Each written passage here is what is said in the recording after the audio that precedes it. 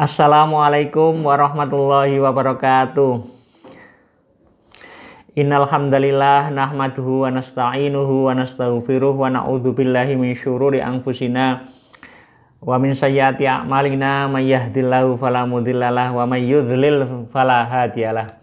Asyhadu an la ilaha illallah wahdahu la syarikalah wa asyhadu anna Muhammadan abduhu wa rasuluh. Allahumma shalli wa sallim wa barik ala sayyidina Muhammadin. Para pemirsa sekalian yang saya hormati, khususnya keluarga besar Madsa Surba, Madrasah Tsanawiyah Surya Buana Malang yang berbahagia. Alhamdulillah pada kesempatan yang berbahagia saat ini kita masih diberi kesempatan, kenikmatan, kesehatan oleh Allah Subhanahu wa Ta'ala.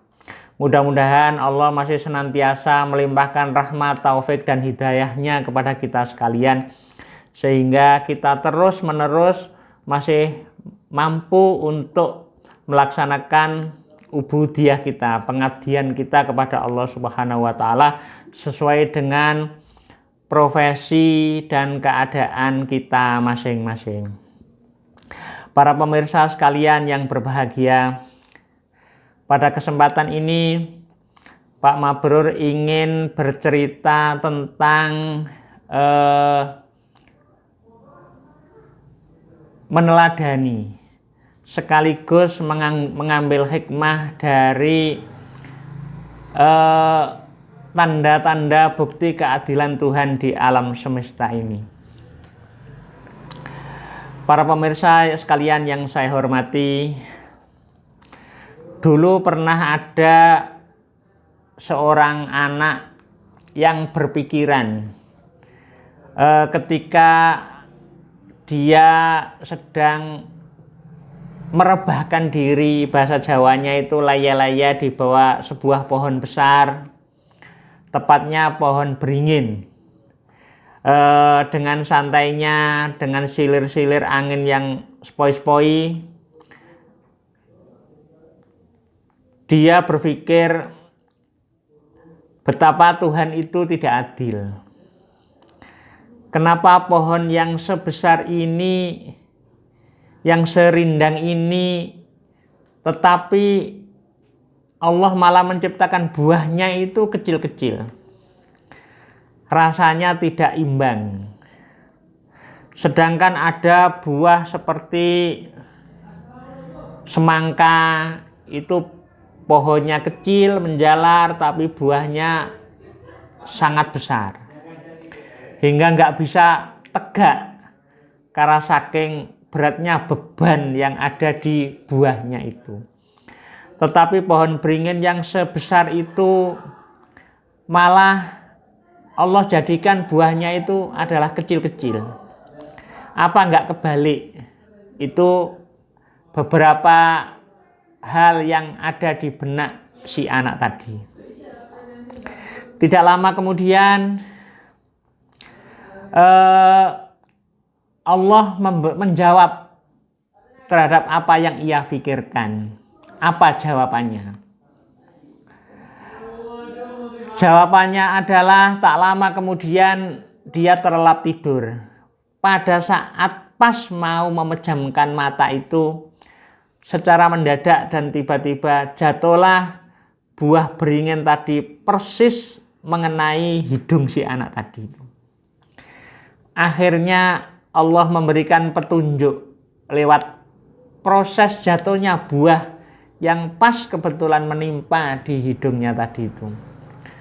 Astagfirullah. Barusan saya berpikir tentang seakan-akan Allah itu tidak adil karena membuat buahnya pohon yang sebesar ini bentuknya kecil-kecil. Ternyata Allah memberikan jawaban spontan dengan menjatuhkan buahnya persis di hidung saya. Betapa maha adilnya Tuhan. Betapa rasa kasih dan sayangnya Tuhan kepada saya itu luar biasa besarnya.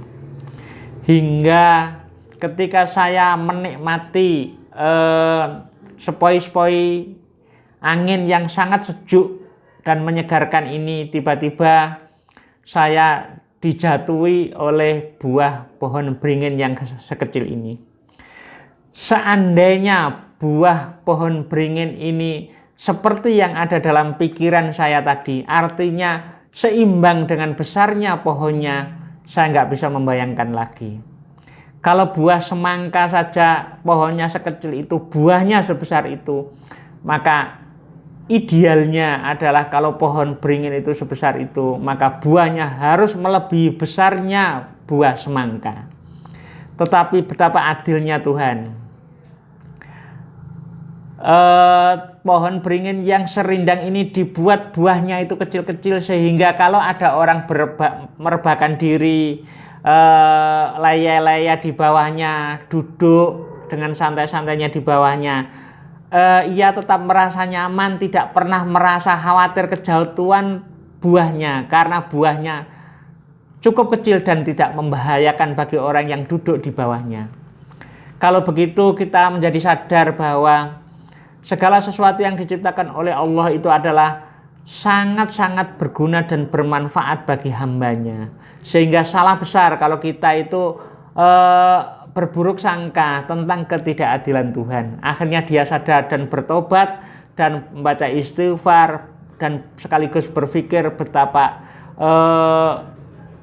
maha adilnya Tuhan. Seandainya pohon beringin itu dibuat buahnya itu sebesar bahkan melebihi buahnya semangka, maka setiap orang yang duduk di bawahnya pasti merasa tidak nyaman karena khawatir akan kejatuhan. Cerita yang kedua, dulu ada seorang pemuda hidup pada zaman atau raja yang kanibal. Karena berbagai macam budaya termasuk kanibalisme yang merajalela pada saat itu, sehingga yang dimakan bukan hanya daging hewan tetapi juga daging manusia. Pada suatu saat ada seorang raja yang sangat zalim kanibalisme. Dia ingin merasakan daging manusia, sehingga kepada para prajuritnya menyuruh untuk mencari daging-daging pemuda-pemuda yang segar. Dikumpulkanlah pemuda-pemuda semuanya dan akhirnya disuruh milih oleh raja. Kira-kira pemuda mana yang dagingnya ia sukai. Akhirnya dipilihlah seorang pemuda yang kebetulan tubuhnya segar, masih muda, tetapi matanya buta. Pada saat hendak dibunuh, dipegang-pegang dulu, dipilih, diamati oleh raja. Ternyata awalnya sebelum raja mau membunuhnya itu, pemuda tadi itu berpikir betapa Tuhan itu tidak adil.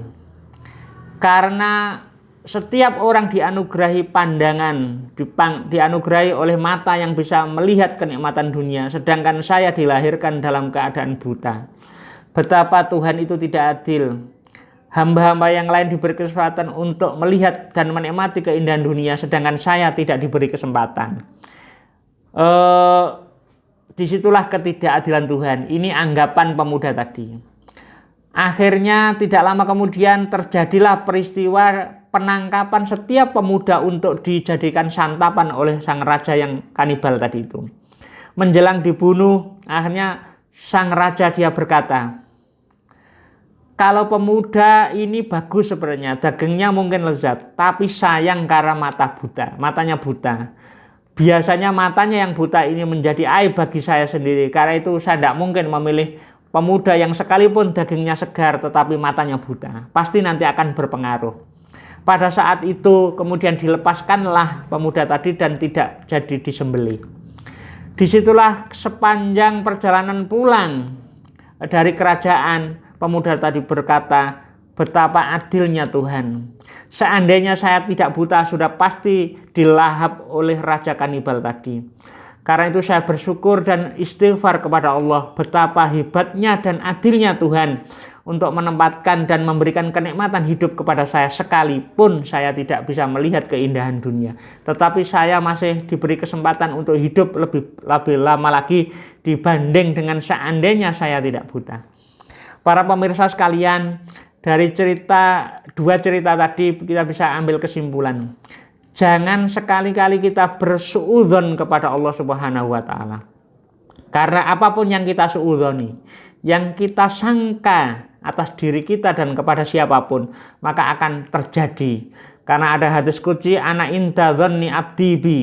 Saya akan memperlakukan hamba sesuai dengan prasangka mereka sendiri. Yang kedua, pandai-pandailah kita mensyukuri terhadap apapun yang diberikan oleh Allah kepada kita. Sekalipun sepintas kenyataan itu tidak menyenangkan. Tetapi pada hakikatnya setiap apa yang dilakukan atau yang diciptakan oleh Allah untuk kita semuanya adalah mengandung hikmah yang besar bagi kita dan bagi masa depan kita. Para pemirsa sekalian yang berbahagia, syukurilah apapun anugerah yang diberikan oleh Allah. Baik anugerah dalam keadaan anugerah dalam bentuk keadaan, anugerah dalam bentuk mungkin melimpahnya harta, kesehatan, banyaknya ilmu pengetahuan yang kita miliki, atau bahkan keadaan-keadaan yang sepintas tidak menyenangkan seperti kondisi sakit, kondisi pandemi, kondisi kekurangan harta, makanan ataupun yang lain, itu tetap harus kita syukuri karena semuanya adalah ada maksud dan tujuan yang positif oleh Allah kepada hamba-hambanya. Mudah-mudahan apa yang saya sampaikan ini mengandung hikmah yang bisa membangkitkan perasaan bersyukur kita kepada Allah Subhanahu wa taala. Hadanallahu wa iyyakum ajmain walhamdulillahirabbil alamin. Wassalamualaikum warahmatullahi wabarakatuh.